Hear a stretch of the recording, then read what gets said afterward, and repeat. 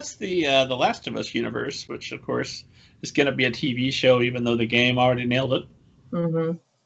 You know, I still haven't played that. I've been like so lax at playing video games for the past few years. Like I've been playing some indie games, but I haven't played anything big, even though there's all kinds of things that keep getting recommended to me over and over again. That's been recommended to me a lot. And I have not gotten around to it, but I should. Well, I know that you've written about gaming with your newest novel, and you're wearing a gaming headset as we talk. So I know you have a video game past. Mm-hmm. Yeah, I've been a gamer all my life, really. Like going way back to when I used to have to pretend to be sick so I could stay home from school because it was the only time that I didn't have to like share the Super Nintendo with my brother. Because otherwise, like, our time was just like strictly regimented because there was one TV and there was one console. Actually, no, rotating consoles, but one TV that we had to share. And yeah, I like video games. I think they have a lot of merit in a lot of ways. Like that was another thing about my son being a reluctant reader. One thing that got him like really improved his reading fluency is video games. And the same thing was true with my brother, as far as I can recall. Like I remember him complaining that he couldn't read quickly. And then like we played a lot of JRPGs and there'd be a lot of like, you know, scrolling dialogue boxes. And he had to learn to read fast enough that when we would take turns playing them, and I was older than him and could read faster, so I would like click through the dialogue boxes faster than he could read them. So he had to get to where he would read faster because I was I'm not supposed to curse on this. I was being a jerk and not slowing down for him. So he had to, you know, get on the level. And it's really a lot of parents and a lot of teachers, I think, look at video games and comics as kind of like lesser in terms of what kids could be reading or should be reading with their time. And I don't see it that way at all. I'm going on a tangent now, but I don't know. I feel strongly about this. Tangent away. There's so many things that kids can learn from video games, and reading is the least of them. But it's just, I think if kids are going to read and to read widely and to read well, they have to be allowed to read what interests them. And maybe that's not chapter books, and maybe it's not, you know, whatever the teacher or the state wants them to read. Maybe it's comics, or maybe it's video games, or maybe it's just, you know, texting with a friend. But it's like it's all reading. And I don't know, I think having like, it was very strange to me, like, because I was a voracious compulsive reader, and I never expected that my kid would end up being a reluctant reader. And so that was kind of jarring for me for a while, because I was like, what do you mean you don't want to read for fun? Like, who doesn't want to read for fun? And so I really had to spend a lot of time trying to figure out, and a lot of trial and error. Like we moved to a place that was within like a block of a library, so that I could just, well, first of all, get books for me, but also just be very, very experimental in like the things that I threw at him to try to figure out what he enjoyed reading, because the last thing I wanted was for reading to be a chore for him. And that was one of the reasons I pulled him out of school. Is I promised him that I would homeschool him as soon as he stopped liking public school. He loved public school up until he was in 5th grade, and they started doing like middle school preparatory work, and that involved a lot of you know, reading stuff that none of them enjoyed because it was what the state wanted them to be reading or whatever. And I had just gotten him to a place where he was starting to enjoy reading, and that just completely destroyed it for him. They actually, one of the last straws for me was that they were reading in class what was then his favorite book, Hatchet by Gary Paulson.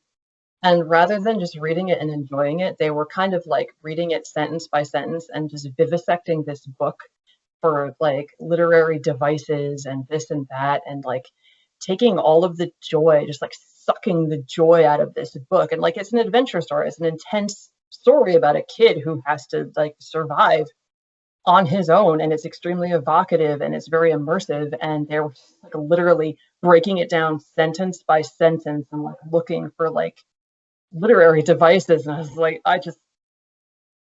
and it made him start to hate his favorite book, and that was just like, I was mad. And so then we spent a long time figuring out what he wanted to read, and that turned out to be, to start with, a lot of comics, a lot of video games, and now he's reading chapter books on his own by choice. But that was a huge step for him, which is, you know, a lot of why I wanted to write something that would hopefully appeal to other reluctant readers too. But it has a lot of, really all my stuff has a lot of influence from video games, comics, action movies, things like that. So, you know, hopefully they will be interesting to read. That was a long tangent. All-time favorite video games, obviously excluding The Last of Us, which I haven't gotten to yet. No, I haven't gotten to it yet. List when you get there. Oh, my all-time favorite video games. Oh man, I don't even know. One of my most formative video games when I was about 10 years old was Earthbound. That was a very weird game. I loved that game. That was a very, very quirky JRPG. It was the first RPG I ever played, and it just blew my mind. Like, you're playing through a story, and like you have to make decisions for the character and dialogue and everything. And I was just like, this is amazing. It's like I'm playing a book. But this was a very quirky game. Like, it was marketed with scratch and sniff materials. It had a keychain that looked like a slice of pizza, and it said Earthbound on the back, and it was a scratch and sniff slice of pizza. And there were we used to get this, I forget what it's called. It was some video game magazine, my brother and I, and it had like this like pull out advertisement coupon insert thing for Earthbound, and it had scratch and sniff pictures of like the different bosses you fight, and like each one of them had a smell. There was like a slime guy, and there was like a whatever. It was a very quirky game, and that was very much in the spirit of the actual game. It was weird, but I loved it. Not my favorite game, but my most formative game, certainly. Just probably because it expanded my horizons in a way. I love RPGs. RPGs are great. But lately, all I've been able to really play are indie games, and there have been a couple that have just been like really, really good. There was one that's I played it on Steam. I don't know where else it is. It's called The Return of the Obra Dinn. And it is this very, very indie game. And I almost couldn't play it because it almost gave me a migraine just visually. I get visual migraines. And this was the only game that I ever like played through a migraine aura to play this game because I loved it so much. It's like this year, it's in 1700s, I think, London. I played this a few years ago, and I'm hazy on the details, but this ship, which was presumed missing, the Obra Dinn, returns to port, and everybody's like, what's this ship doing here?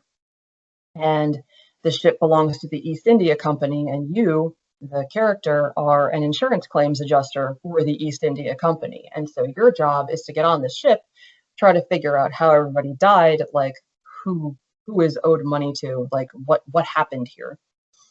And so you get on there and you have this magic pocket watch, which it basically, if you are near a corpse and you activate this pocket watch, it will show you like the last few seconds of this person's life. And so you get on the ship and there's literally like a corpse, and you have to go back from that and like just go deeper and deeper and deeper down the rabbit hole of like where all the other people were through time on this ship. You have a manifest, and the whole idea is you have to and you have a photo and a manifest, a photo of the whole crew and the passengers, and you have to write down, like match the name to the person, what they look like, and also how they died. And that's the entire game. But at the same time, it is a master class in nonlinear storytelling. And it was just, I banged out that whole game in like 36 hours because I just could not stop playing it. And I like, it was borderline migraine the entire time. And it was very compelling. Like I want to have my memory wiped so I can replay that game. It's just really good. It has no replay value because it's just a mystery, but it was fun. I just recently played Disco Elysium, which people had been recommending to me for like a billion years. And it's it was, again, very, very good. It's like a point and click. You're going through and it's not really a point and click, but it's very low key. And you're going through this town and you're trying to solve a murder mystery. And but the way that it's done is just extremely, I'm going to say quirky again. I guess I like quirky games. It's very quirky. It's basically like all of your stats. So most of your stats that you can level up are like mental attributes, and they will inform your choices. So like you are like this alcoholic cop and you have amnesia. You have no idea. Like you woke up there and you're like, what am I doing here? You're not sure if you were just like so drunk that you don't remember where you were, what you were doing there. And you have to be told like, look, you're here trying to solve this crime. This is your job. But in the course of like leveling up these different attributes or internalizing these different thoughts that come to you out of nowhere, you might have yourself convinced that, you know, you're a washed up rock star. And so then that will start informing your dialogue options and your decision making. And I don't even know like to what extent, if I went back and replayed it, I don't know how much like the choice trees actually, like the branching of the choice trees actually inform how the game ends. But there is so much cool stuff thrown in there, and it's so different, and it's so authentically itself and so different from anything else. And I think that's what I tend to appreciate most in pretty much all media, is just when something is so unapologetically itself that I don't even care if it's flawed. It's ambitious and it's different. And I don't know, I have a lot of respect for that. I really enjoyed that game. But I don't have a favorite. I think because I play all different kinds of games. Like I got this because I was playing, what was I playing with this lately? Or when I bought it. For those listening, is the gaming headset? Yeah, the gaming headset. I was playing like PlayerUnknown's Battlegrounds. It's like a battle royale game. I was playing it with a couple of people. I play a lot of just like different things. But yeah, I kind of miss it. I haven't had much time to play stuff lately. But I have eclectic taste in video games and in books and in pretty much everything, honestly. Which is what makes it interesting to like just kind of draw influences from things, because I just kind of cram everything into my head and see what I can make books out of. Well, have you? And I'm always curious about. I talked to so many authors who you talk to one author, you talk to an author. Everybody's got their own way of doing things, but I never quite understand. I don't understand teachers that don't see the value in comics or in video games. I'm 100% with you there, but I definitely don't. I've had enough authors say it to me that only read, never watch television, never play video games. So why would you cut yourself off from such a huge part of culture? I don't know that. I mean, obviously everyone's entitled to their own opinion, but for me, like when I get asked about my influences as a writer, it's as many books as I've read, and I've read a lot of books like for a long time, but my strongest influences are visual media.